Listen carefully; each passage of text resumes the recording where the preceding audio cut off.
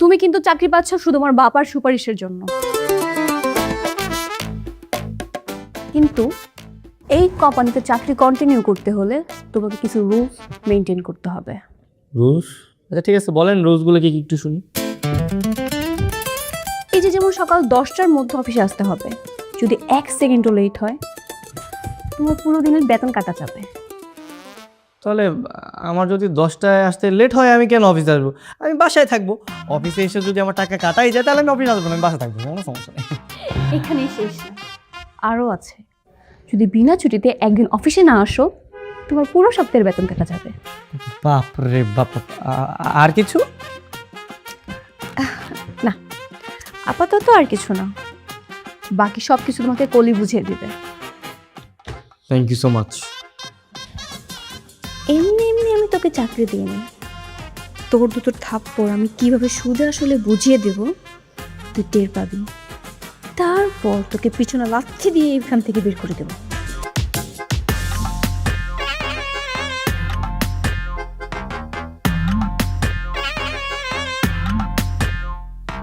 এত বড় চাকরি যখন পাইছস তাহলে তো এবার তোর একটা বিয়া যখন যায়। কি যে কম মা, সবে মাত্র চাকরিটা পাইলাম। এই চাকরি টেকে না টেকে তার নাই কোনো ঠিক। আর তুমি এখন এই মাথার মধ্যে আমার বোঝা উঠাই দিত।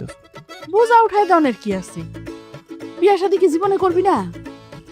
তোর যদি বিয়া শাদি হয়, সুন্দর করে সংসার শুরু করলে আমি আমার সংসারের দায়িত্বটা তোকে উপরে উঠাই দিয়া আমি নিশ্চিন্ত হয়ে যাব, আমার মুক্তি। না এখন অনেক সময় আছে, সময় হোক, সময় হলে বিয়ে করুন যাবে।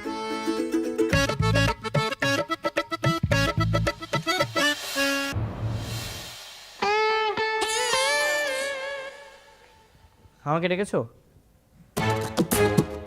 হোয়াট? আমাকে ডেকেছো মানে কি? ডেকেছো মানে কি? আমি তোমার কোম্পানির বস, সুতরাং আমাকে তুমি না করে আপনি করে বলবে। জি বস, বলেন। কয়টা বাজে এখন? কয়টা বাজে মানে? আপনার হাতে ঘুরে আছেন, আপনি সময়টা দেখতে পারেন না? আমার কি কাজ ধান্দা বলে কিছু নাই?